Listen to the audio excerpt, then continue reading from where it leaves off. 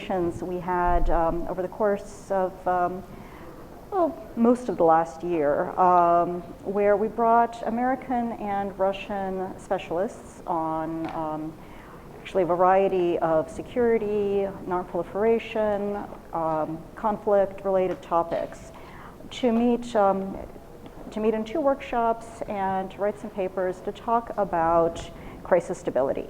So we're going to talk through both how we conceptualize this project and its results. I'm going to provide the briefing, but we've got two great folks here to provide additional insights and commentary. Sharon Squassoni is a research professor at the Elliott School of International Affairs at George Washington University. She actually was the original lead here at CSIS for this project, and she is one of America's top non-proliferation specialists, having played roles in the government, at the State Department, Arms Control and Disarmament Agency, and the Congressional Research Service. She's also worked at the Carnegie Endowment for International Peace, as well as here at CSIS. And then on the other side of the podium is Andrey Baklitskiy.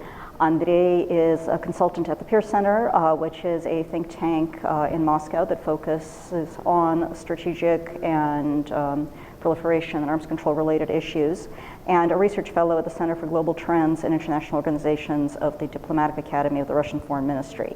Andrey has also been writing a great deal on these topics and is going to present a Russian viewpoint. As a Russian, since this was a bilateral conversation, it seemed foolish to just put Americans on the stage to report out. Let's see if I can make this clicker work. Here we go. So I always like to start with some of the bottom lines of what is it we learned. And one of the kind of strong takeaways that we came away from our conversations with was that we weren't sure that our leadership was all that interested in managing risk, or rather we felt that our leadership was very confident that they could manage risk, so they didn't need to worry about it all that much. And by our leadership, I mean both in Moscow and here in Washington. There was a lot of concern among members of our group that this belief that crises could be managed meant less fear of conflict and a certain amount of brinksmanship. This is compounded by a tendency to talk past each other, not understand each other's signaling. We also noted the importance of these signals of declaratory policies that are clear, that ambiguity is often seen as beneficial, but it also has its costs. And finally, of course, cyber and other emerging concerns and technologies make this more complicated. It's hard to view them in isolation, and the ways that they make these things more complicated, it's more how they play in with other factors. We also tried to look to see if the historical experience provided any models, any lessons for how to move forward. And really what we took from looking at the historical experience was that if everybody wants it, the solutions will be found. We also found that having good channels of communication in place really improved the signaling, really improved the ability to back away from crisis situations. But there's very little appetite to put these things in place when there isn't a clear sense of a need for them. Finally, one of the things we found was that most of our models came from the conventional conflict world, and we weren't limiting our interest in crisis management to the nuclear world by any stretch of the imagination, but we did think that there was a difference in the sense that built into crisis management techniques from the conventional space is this understanding that accidents are going to happen, and then you've got to sort through that. There's not a lot of room for accidents to happen in the nuclear world. Finally, there was consensus around the table that although the folks around the table were big fans of arms control, we did not think that that extended to our governments. We also felt that resolution of the INF Treaty was going to be crucial to progress.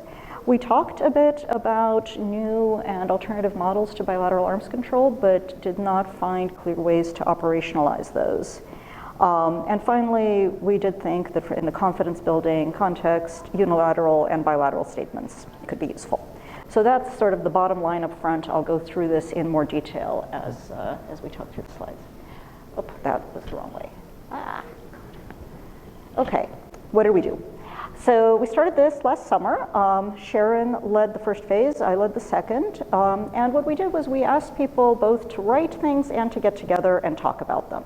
So we commissioned papers and we brought together the group for 2 sets of discussions. The group wasn't entirely the same each time because we adapted.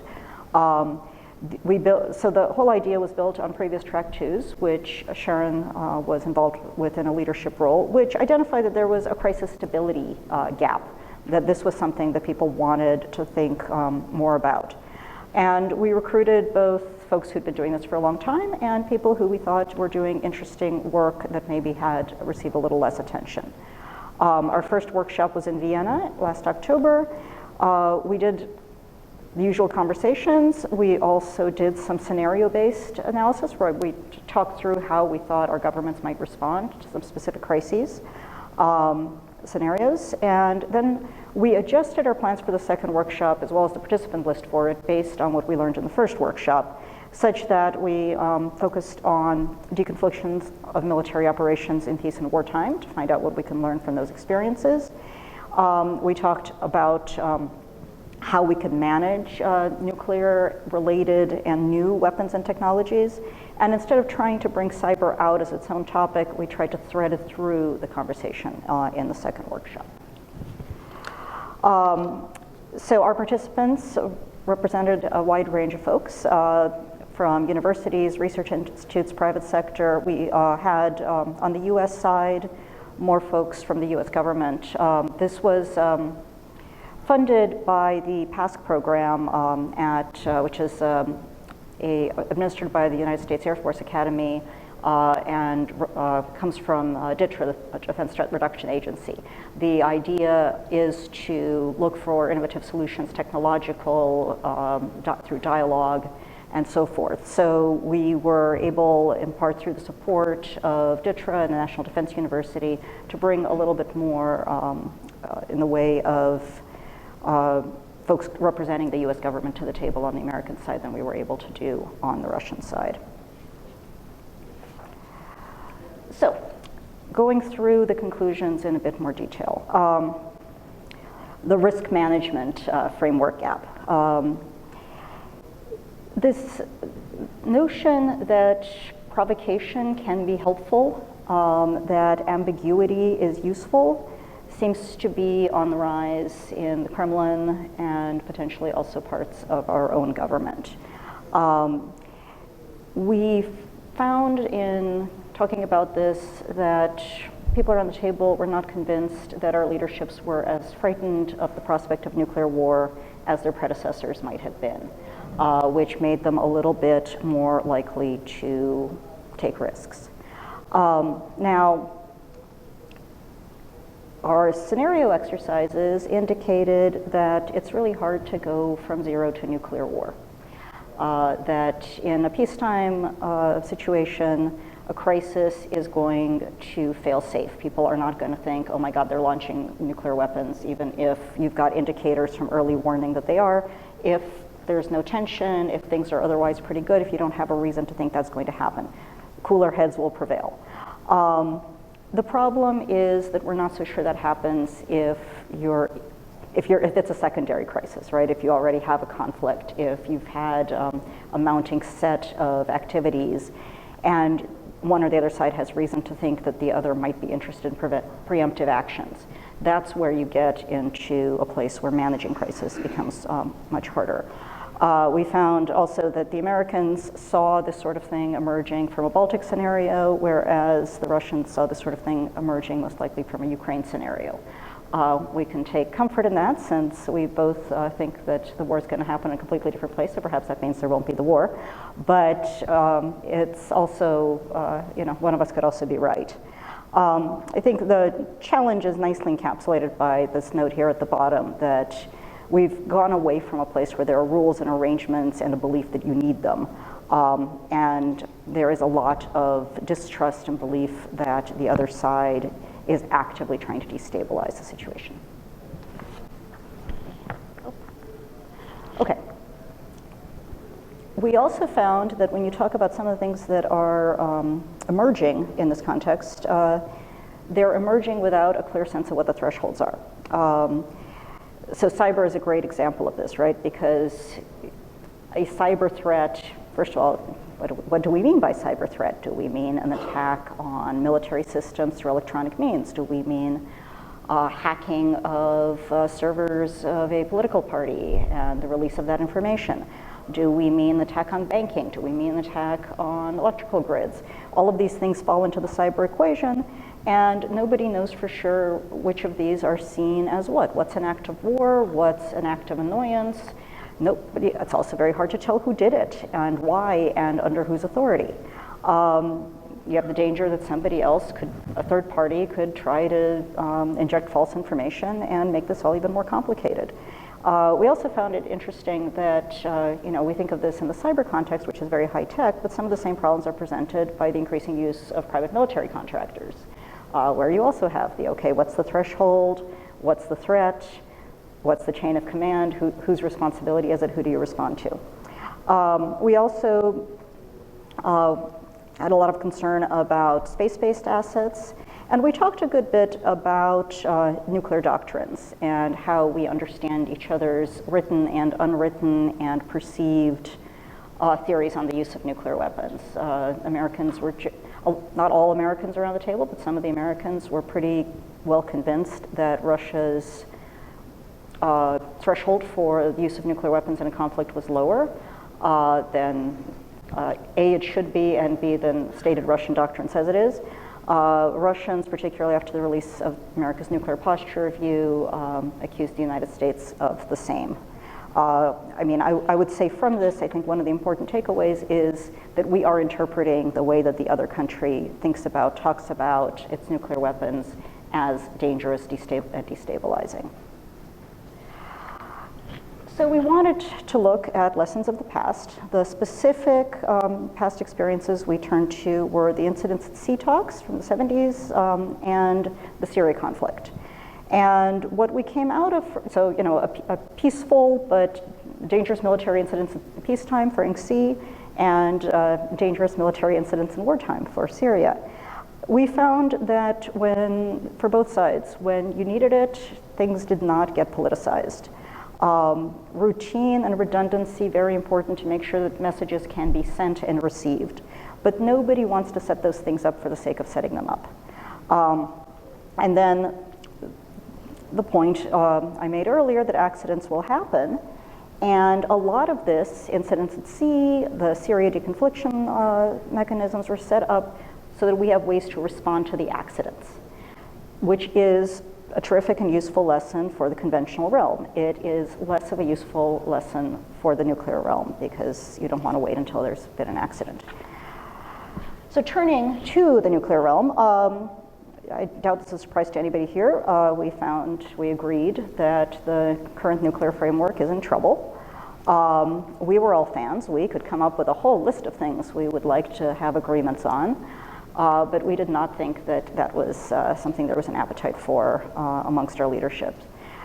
It's nice to try to think out of the box, and we certainly encourage that. We were not very successful in coming up with ways to transfer the experience of the Iran deal or other creative approaches to this realm. On the other hand, we would not close out the possibility that more people with more time, even perhaps us with more time, could do more.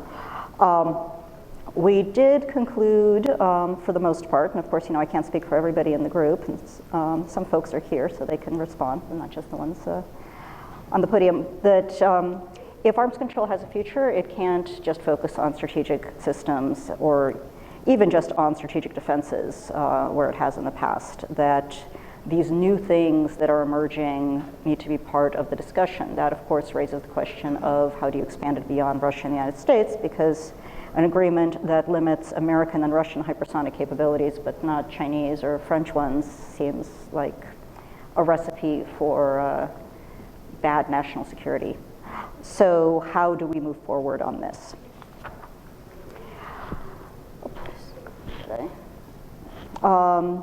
So the way we move forward, we felt, at least for the time being, is think big, but work small, at least for the time being. So joint early warning concepts, which have been around for a long time.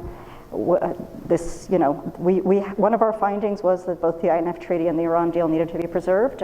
It's still here, because that was one of our findings. I'll leave that there. Multilateralism is going to be necessary over time, so starting to think about ways to do that now is important. And we did think that statements might be helpful both in clarifying doctrine and in sending more signals that we're not on either side crazed, destabilizing warmongers looking to have a nice, short, successful nuclear war. Kind of along the lines of things that we used to be said about how nuclear wars cannot be won and should not be fought might be helpful coming out of the lips of our leaders. We also felt that in the atmosphere of increased risk tolerance, talking about this stuff is important. Track 2 dialogues like our own, Track 1.5 dialogues, which involve more government officials from both sides, are helpful ways to do this. More expert working groups that can dig deep into the specifics of technologies, doctrines, and so forth. And we felt that if we're trying to build mutual understanding, scenario simulations, particularly where you ask people to play different roles, can be very helpful in understanding just how the other guy thinks about these issues. So, I am having trouble with the slide thing. This is the same slide again. I just told you all of this. You can look at it and we can discuss it some more. All of these products are available on the website. I think copies of the final report were available when you checked in or back here. You can also read all of the discussion papers that were prepared for this, and they're quite good, and I commend them to you. In closing, just big thanks to the PASCC program at the U.S. Air Force Academy and to DTRA for supporting this work. I think it was very important, and now I'm going to turn the floor over to Andrey first to give the Russian perspective, and then Sharon to bring it all together and tell us what isn't in the slides, but we should still be learning. I'm gonna just put this down. I don't know what to do with it. Sure. So, good morning, everyone.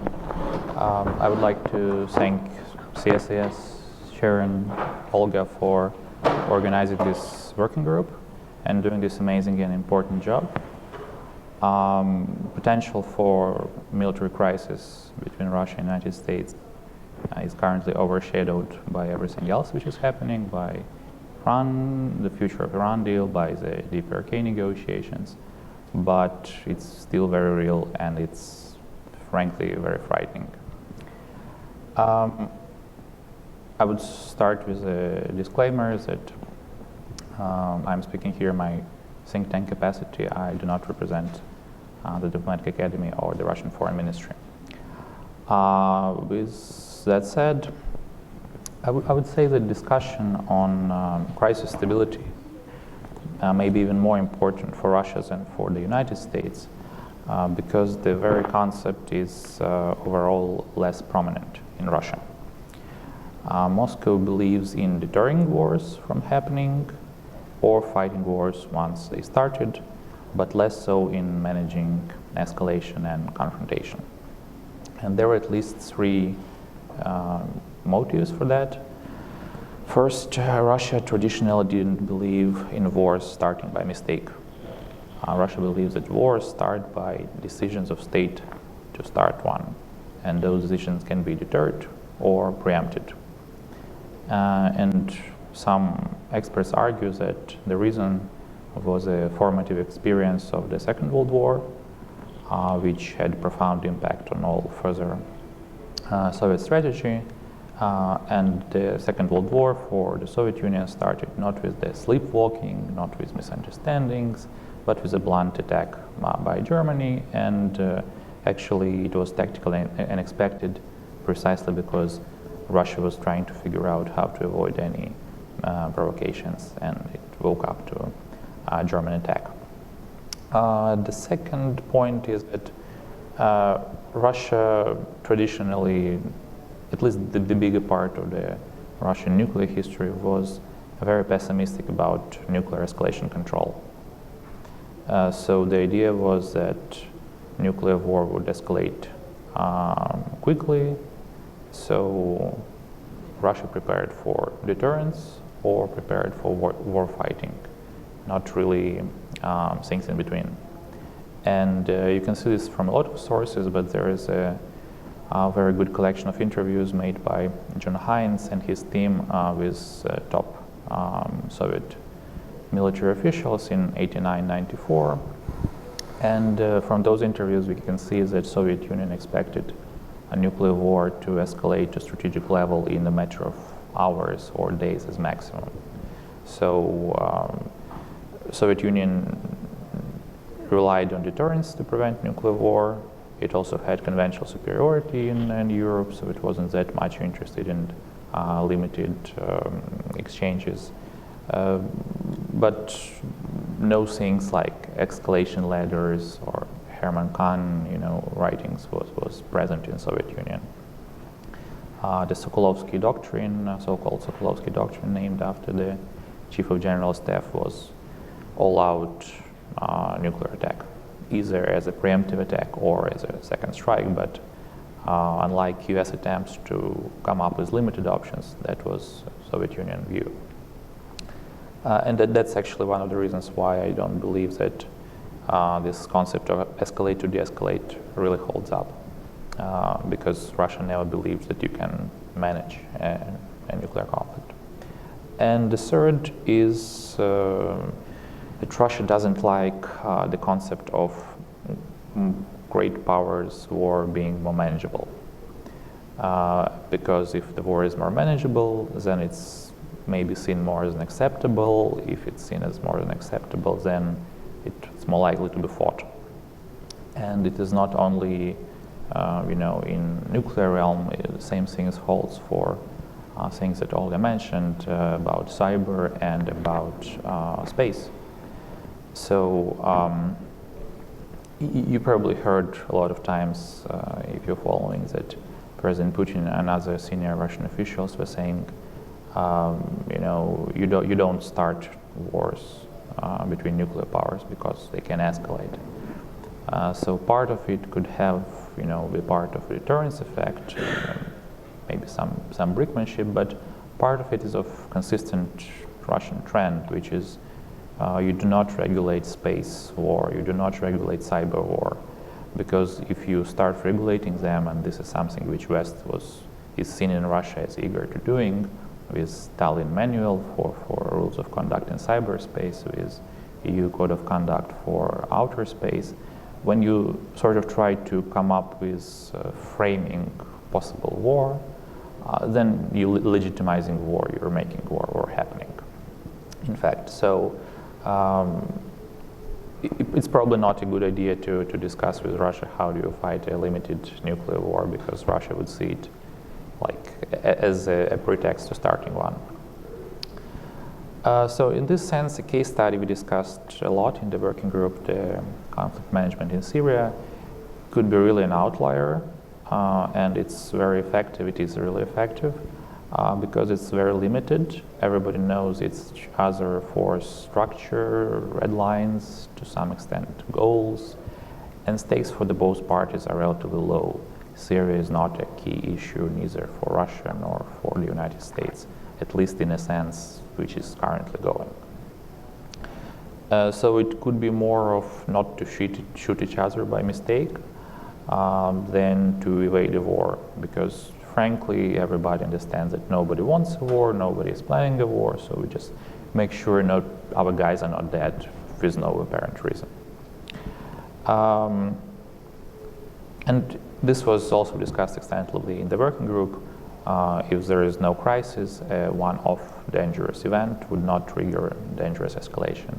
And we've actually seen that with Turkey taking down Russian fighter plane. However, again, as Ola mentioned, this will change dramatically if two countries are locked down in a crisis, or if there is a wider dynamics which could be interpreted as one side acting deliberately against the other, which is actually what was happening in 2014 when Russia was seeing the events in Ukraine as a deliberate Western things happening. So in that context, things would otherwise be seen as, a coincidence or whatever, could have been seen as this, bigger part of this bigger picture. And you really don't want to have a conflict between Russia and the United States to escalate, because even a small conventional conflict could get out of hands really quickly because of all sort of entanglements there currently are between nuclear and conventional systems and facilities. You can think about early warning systems, which are often dual purpose. They're both for conventional and nuclear purposes, or even the simplest things as air bases, because in Russia some air bases host both conventional and nuclear capable aircraft.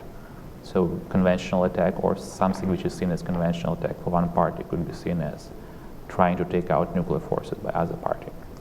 And there is actually a very good report on this issue edited by academician Alexei Arbatov, if you want to look deeper in this. And precisely because Russia does not believe that much in inadvertent escalation and is very into this pattern recognition, agency seeking, if things start going wrong, it might believe that this is a part of U.S. plan. This is something that U.S. is doing deliberately against Russia. And I think to a certain extent this holds up vice versa, because if U.S. military and civilian leadership believes even a fraction of things that are ascribed to Russian hybrid warfare, then people would see Russia playing those 3D chess in everywhere instead of mistakes and coincidences. And if you start from that premise, you can go really far.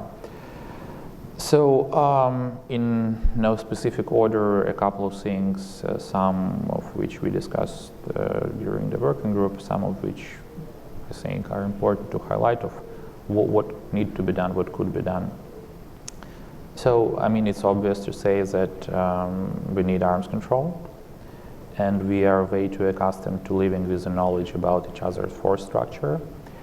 And frankly, if you don't have that, you would totally see new missile gaps and windows of vulnerability when we have very rich history between Russia and the United States, misreading, misinterpreting, misunderstanding each other. So you would have that.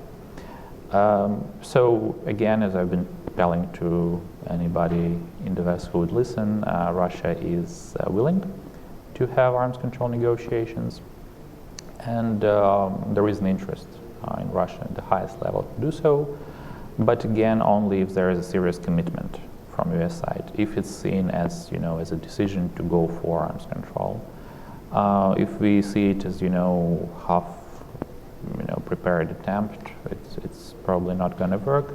And the latest example of this was the cybersecurity negotiations, which were planned to be held in Geneva in the late February, where it was agreed, and when Russian delegation arrived, U.S. delegation didn't, and they said this is just too sensitive. We're not discussing this, unfortunately.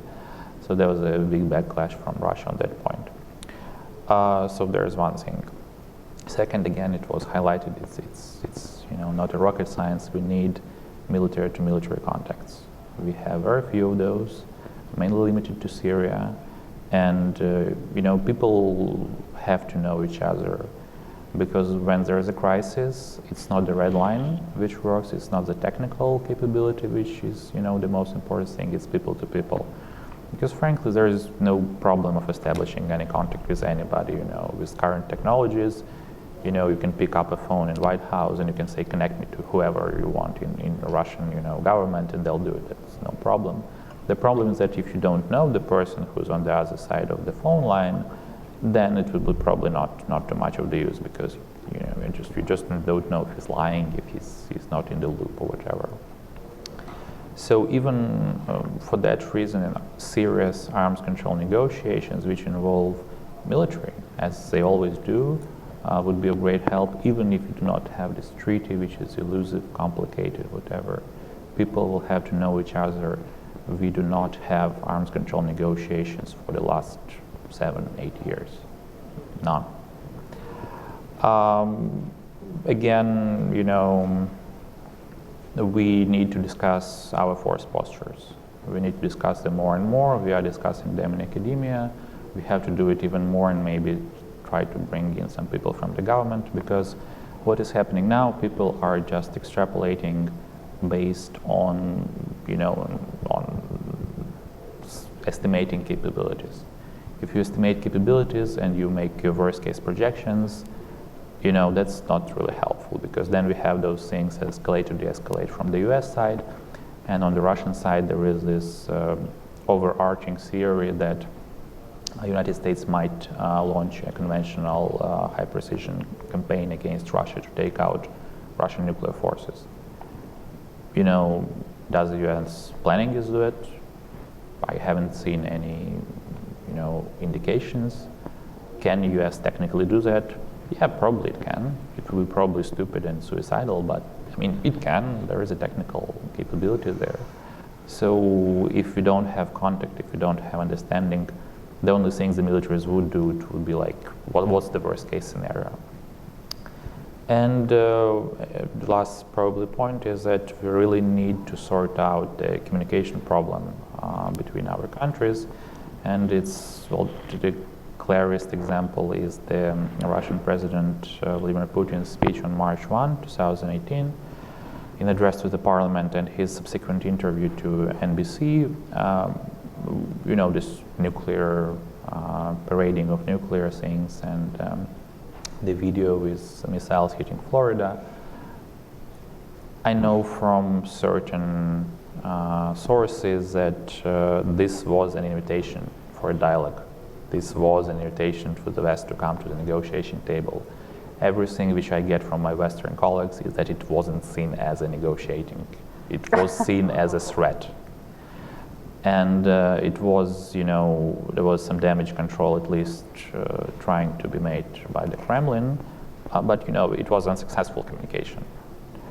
And I wouldn't even get into U.S. communication and signaling for the last year and a half. That is something I guess we have to figure out inside our respective countries. I don't think that there is a bilateral way to address this, but maybe we, to the extent we can, we should push for that inside our countries, because, we are misreading each other's signals, even in the peacetime, even when we don't have a crisis. So imagine what would happen if we have a crisis. So I would conclude with, a statement. I'm still in favor of the summit between President Trump and President Putin, which is, on and off all the time. I'm more and more a lonely voice in Russian expert community, because people believe that costs will outweigh the benefits, and believe that Russian issue is so toxic that Trump wouldn't be able to do anything anyway. So the only deliverable from such a summit would be worsening of relations, not increase in the relations. But I think that we really need to kickstart some of the things I talked about, and this would not happen without a clear signal from the top, because the bureaucracy is not moving in that direction. There is no will for arms control negotiations with Russia. There is no will for any change of status quo with Russia. So with that said, our situation is pretty dire if our last resort is a summit between President Putin and President Trump. But here we are. Thank you. Okay, thank you, Andrey. On that note, over to Sharon. Summits seem to be the flavor of the week. So here you go. After the vastly successful summit yesterday, who knows what could happen? I don't have any prepared marks. I'm going to kind of respond to both what Olga and Andrey have said. But it's funny that you should mention that the video that President Putin showed in March, I think it was an invitation to dialogue. Because if some of you may have watched the video that President Trump showed to Kim Jong-un, and it struck me that it kind of reminded me of the Putin video. And in fact, I think Trump meant it to be a video, sort of an invitation to dialogue with Kim Jong-un. So maybe we have more convergence, at least in sort of the way our leaders are talking to other people. You never know. I'm optimistic. I don't think I've been involved in nonproliferation and arms control for 30 plus years, and you don't do that unless you have a little bit of optimism at the bottom. I'd like to make a few points, and one is just to put this dialogue in a little bit of context. We started more than 5 years ago with our first dialogue that was supposed to look at kind of do a track two to look at solutions for negotiating on tactical nuclear weapons. So this was back in 2013. And then, of course, some events happened in 2014, and we said, well, obviously we can't talk to the Russians even on a track two level about that. We're not going to go anywhere on arms control negotiations, so let's let's shift this a little bit and talk about strategic stability. I just want to, pull this thread a little bit. So you go from arms control to strategic stability, we have our dialogues, and then suddenly it's, well, strategic stability is really important, but we have reached a point where we really need to talk about crisis stability.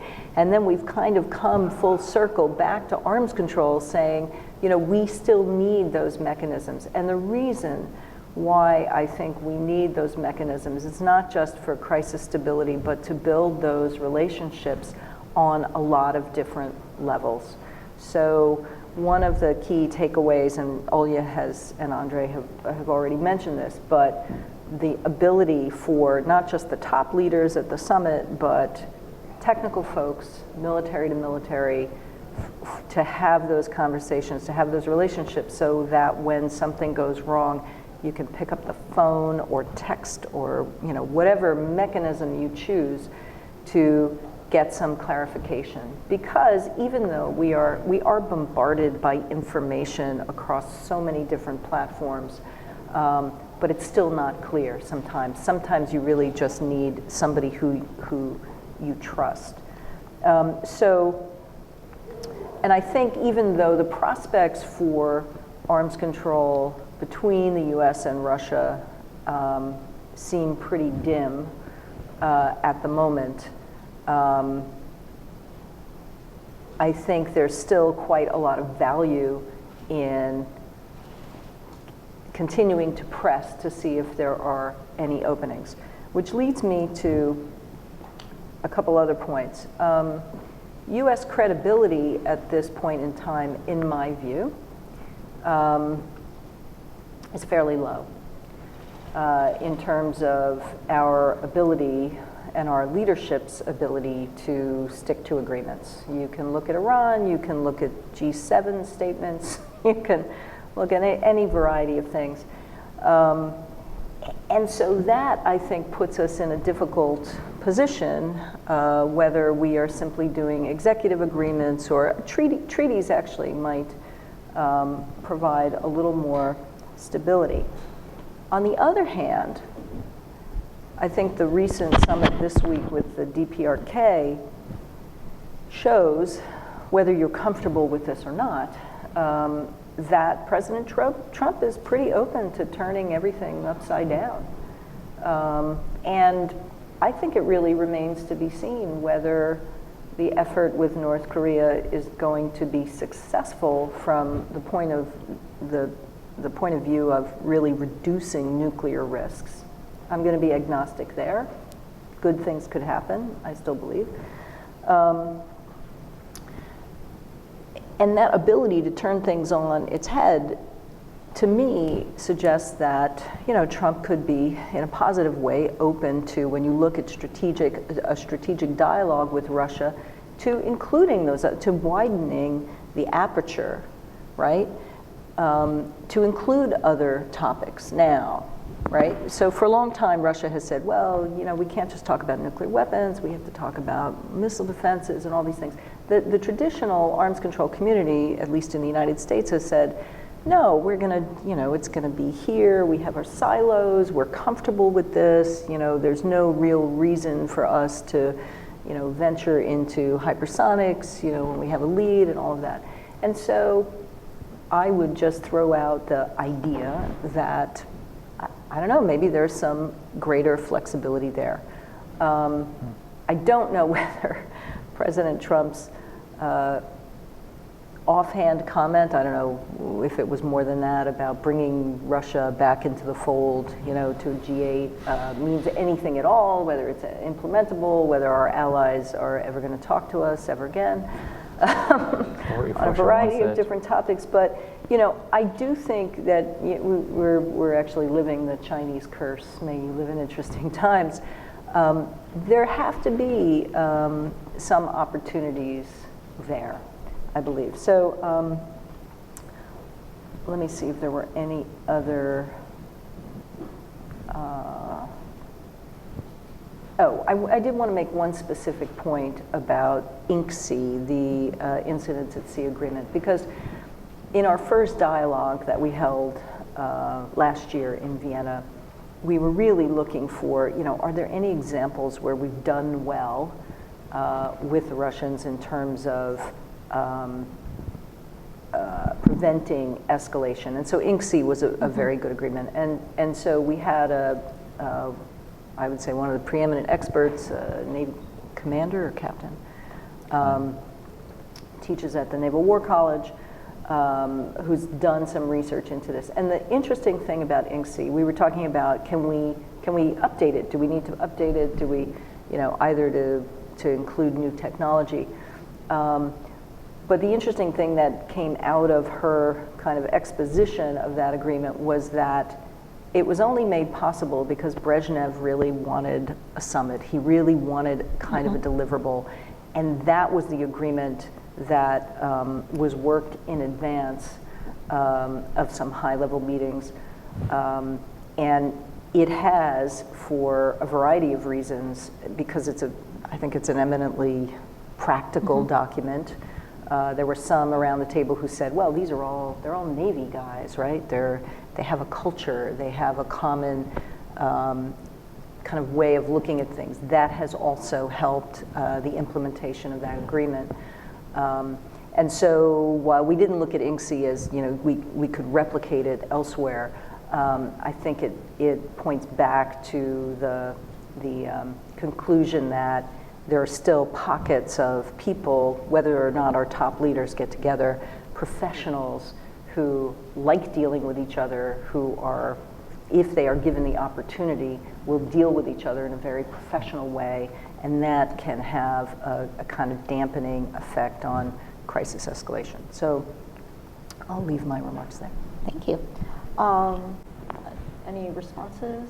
Do we want to? I mean, one thing I think that's interesting, thank you for making the point about incidents at sea. I mean, it has been expanded and built upon. There's a dangerous military incidents agreement. There's the arrangement that was signed between the United States and China that's based on that, which took a while to negotiate. And it was a confluence of things, right? That the Soviets wanted a summit, but also the incidents had escalated to the point that there was loss of life, that people, it was in some ways very similar to what you see today, that people were having a nice time messing with each other. And it was getting dangerous. But it had to get pretty dangerous, and you had to have a commitment to sit down and talk before anybody was willing to do anything about it. But in terms of an atmosphere of brinksmanship, at least in that context, you certainly had that, and that's certainly echoed today. Yeah, and if I may, I would just continue this line. To a certain extent, the INF Treaty was also coming up from a similar, set of circumstances. It was dangerous. The missiles were destabilizing, but also at some point Reagan really, and Gorbachev really wanted to have a summit, for different reasons, but it all came up together, and we had this, this treaty signed, which is still sort of alive, and we might have it being alive for a while. It needs some help. It possibly needs a summit to save it. Okay, I'm going to turn the floor over to our audience and see what questions you have. Please raise your hand. Please wait for the microphone. Please identify yourself, and please do make it a question.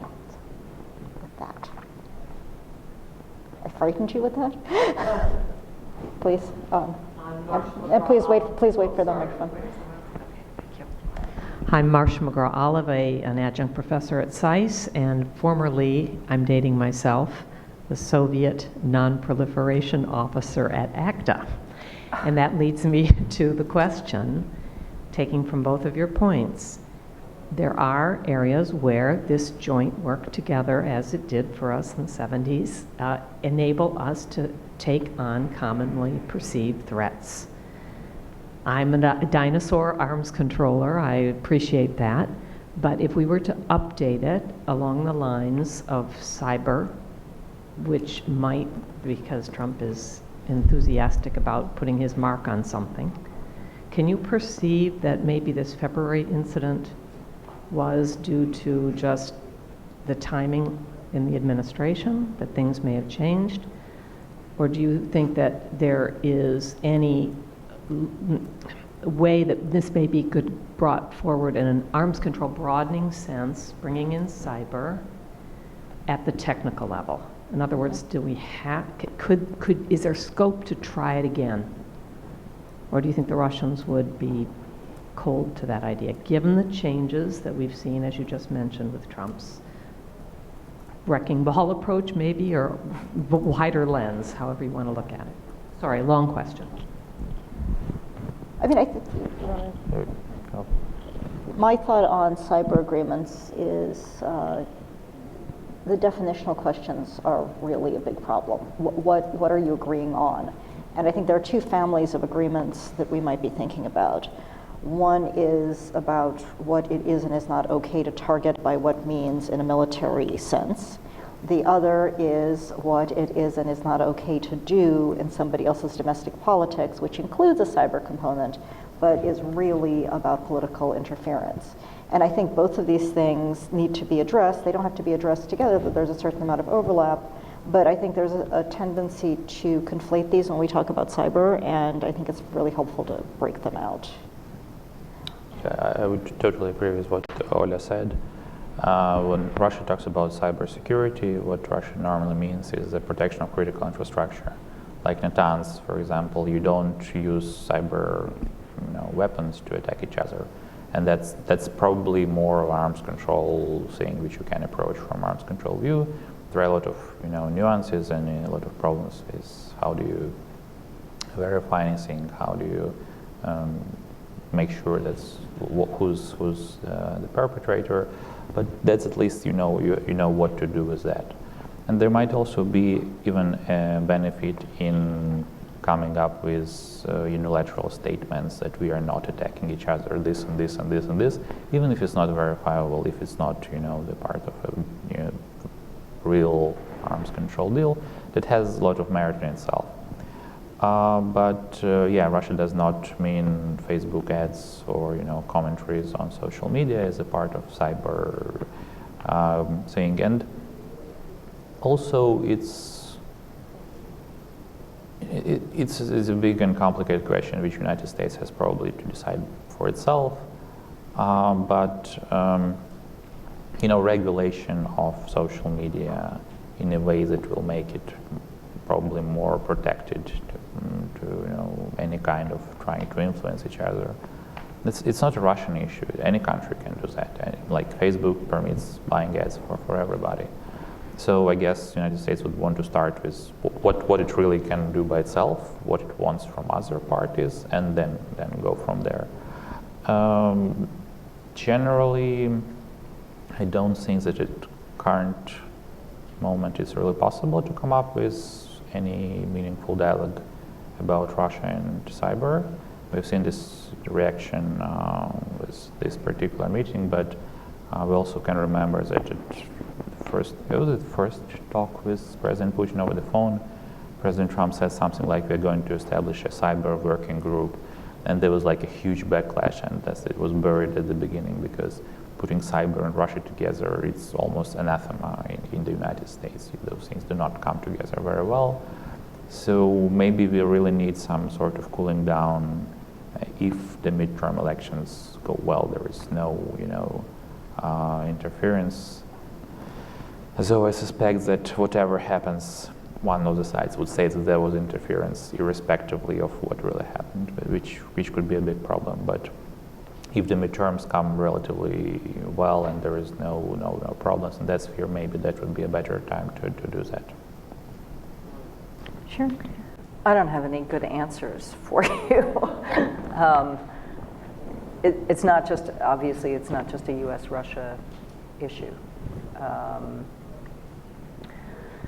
And it's curious whether you could do something on a broader scale. I mean, so the advantage lies, it's kind of a tool of asymmetric warfare in a lot of ways. And so there are a lot of actors out there, including, of course, North Korea, that would be hard to corral. But maybe there's a code of conduct, codes of conduct, best practices. Yeah. The code of conduct, as I said, are tricky. Because, what Russia sees it as like, if you start saying like, look, you can target this, but you cannot target that, but that means you can target this. Right. So this is the non-starter. That which is not prohibited is permitted. Yeah, and I guess the United States would like that as well. So you really have to, I guess at this point, unilateral statements are very, very good. No, but I also think for both Russia and the United States, it's a valuable exercise to try to think through what our thresholds really are. And that doesn't have to be publicized. It's just a useful thing to think through before you start having too many of these conversations of, what do we worry about? Do we worry about weapon-like effects? Do we worry about other sorts of disruptions which aren't weapon-like but are disruptive? Basically, do people have to die, or is it okay if it's just a really huge hassle to get through your day? I mean, Russia effectively cyber attacked itself a few weeks ago when they tried to shut down Telegram and ended up shutting down the internet. If a foreign power had done that to Russia, right, what would that have been an act of war? What would that be, and how do you respond to that sort of thing? And I think that as nations, and as communities, we need to think through what our thresholds really are. Also recognizing that those thresholds will be changing and shifting and evolving, and that for publics, for citizens, the thresholds are different across countries, right? So in a place like the U.S., if you do something to people's cell phones, you have riots. I don't know, the Russians didn't riot. The Russians just all switched to Telegram because it was the only thing that still worked. So I'm reminded of, when I was in North Korea a few years ago, the lights went out in the middle of a big, I was at the circus, something that the North Koreans like to take you to, and there was absolute silence because they were completely comfortable with the lights going out for a couple minutes. That is what they deal with. The lights go out, the electricity goes out. In advanced countries, that's completely not unthinkable, but our tolerance is much different. So anyway, I just throw that out as a complicating factor. You could, even if you tried to set those thresholds. Right, though every time it snows, right, a big chunk of the American Northeast stops functioning. And that includes places like, Boston, where you think they'd be used to it. I kind of wonder how we'd know if our electrical grid was attacked, if it happened during the winter. Okay, I'll take another question. Such a silent audience. Hello, John Zebri from the DoD. I was kind of curious if you could comment more on, you were talking about how Russia kind of looks at the worst case scenario, maybe not realistic scenarios. I was seeing if you could comment kind of more on that. Sure. So one of the cases I was presenting is this aerospace warfare concept, which is very throughout all of the Russian military writings, and the basic idea is that Russia should be prepared to fight off the something like Yugoslavia or Iraq on steroids, when the United States are launching barrages of cruise missiles, targeting Russian air defenses, and then taking out its nuclear forces, and then what have you. So there is this fear that the United States would want to take out Russian nuclear force in the first strike. And a lot of the things which Russians are worried is, for example, the missile defense, are precisely the part of this thinking that because you start this first strike, you take out 90%, and then missile defense absorbs remaining 10%. So it all fits in one big picture. I mean, it's prompted a development of Russian conventional capabilities, and Russia is really invested into that currently with sea-launched cruise missiles, air-launched cruise missiles, different generations of air-launched cruise missiles, because that's again something which is which Russia does. If you see that the United States has an advantage in something, you try to replicate that. You also need that.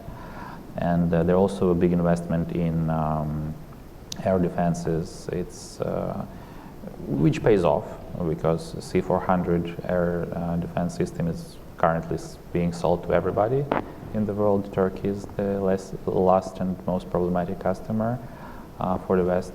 But now we have S-500, the next generation system, which at some points would be able to intercept even ballistic missiles. Probably not ICBMs, but some sorts of ballistic missiles. So those things go hand in hand. But again, in the underlying thing, in this belief that the United States might try to launch a conventional military attack against Russia, I do not see in any U.S. military writings or any scenarios or any war games anything that would indicate that. But you cannot prove negative, right? So if you started like, what can they do with all those powers? And here we go. Well, when we talk to like people in the government, I would say like, look, United States didn't want to attack DPRK. They didn't want, so they didn't believe that combination of their precision strike systems and missile defense would take out DPRK, which is small, which has like very few nuclear weapons. So why would you think that they would try to do something with Russia, which has thousands of nuclear weapons on high alert, which is, it's a crazy little bit. But still, there is this feeling that something might happen over there. So there's that. Other?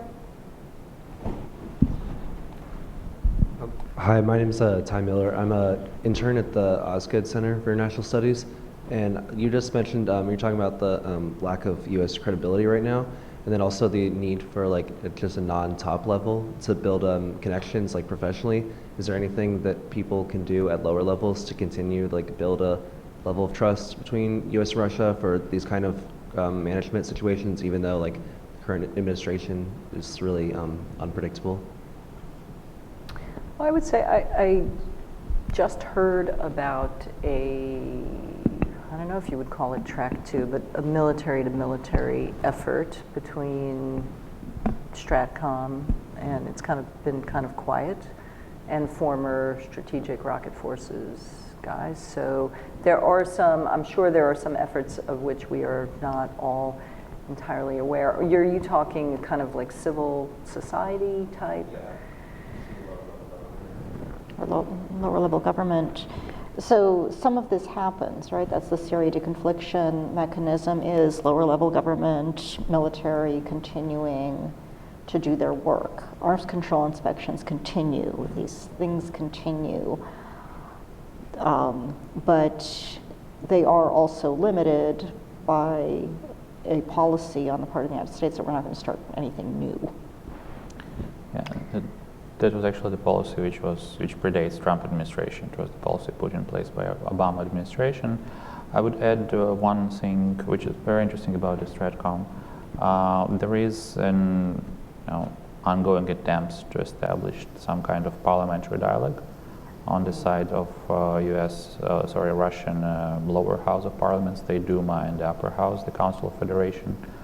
And it seems that there might be some, movement in that part, because for the moment, at least from what I was hearing from the Russian side, that the attempts to establish such contacts were not reciprocated from the U.S. side.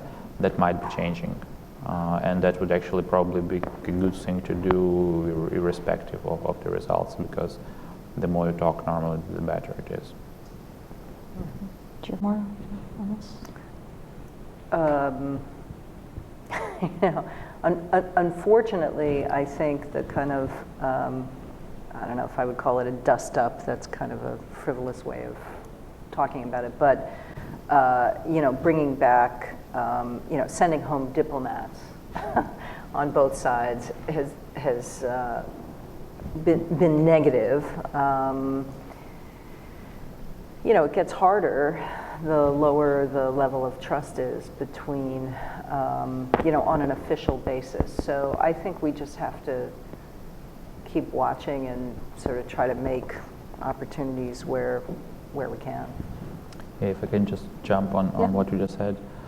There is a really nice quote I really liked, which was said by Matt Rozhansky, the director of the Kennedy Institute at the Wilson Center, which was said at a podcast which Olga co-hosts. That's a little Russian roulette plug. Yes. For a podcast. Which, when he said that currently we are treating our embassies not, in a sense as we used to, as a, instrument for arranging diplomatic relations, but in more a medieval sense when we treated them as hostages. So if you are not satisfied with other countries, you just, you punish the hostages, you punish the diplomats. So I was just back in Moscow, I talked to some people at the U.S. Embassy, and basically when this was tit-for-tat expulsion, Russian side just expelled all the political section of the U.S. U.S. Embassy. So it's like a huge problem for the embassy currently, because they have to, recreate the section from scratch. They have some people transferred from other cities, but that's not really, working very well. And to get new people, it takes quite a lot of time, because we are currently again in this tit-for-tat, not giving visas to our respective diplomats, or extending time for that. And so, the embassies cannot, do their job because there's no people there, or the people of a different sort. So, yeah. So I would just add to that, on a personal anecdote, I've had trouble recently getting representatives from the Russian embassy to come to very, very mild events, right? I would like to hear a Russian perspective. I have no idea why I'm not getting a response. But it goes back to, these treaty mechanisms, right? Olga's absolutely right. We're still doing New START inspections, right? When you have a treaty and you have to fulfill the terms of that. Now, of course, that could go south too. But even INF, we're still having, there are these mechanisms, and they tend, what you want is mechanisms that do not get politicized. In the past, leadership was a little wary of, expelling diplomats because, it's tough. It's tough to do business with another country when you don't have anybody to talk to. Looks like we moved beyond that, but so that's why I would, continue to put in this plug for, let's keep these treaty mechanisms going, and see if there are common interests in, creating more. It's going to be tough, but we need to look to the future. Any other?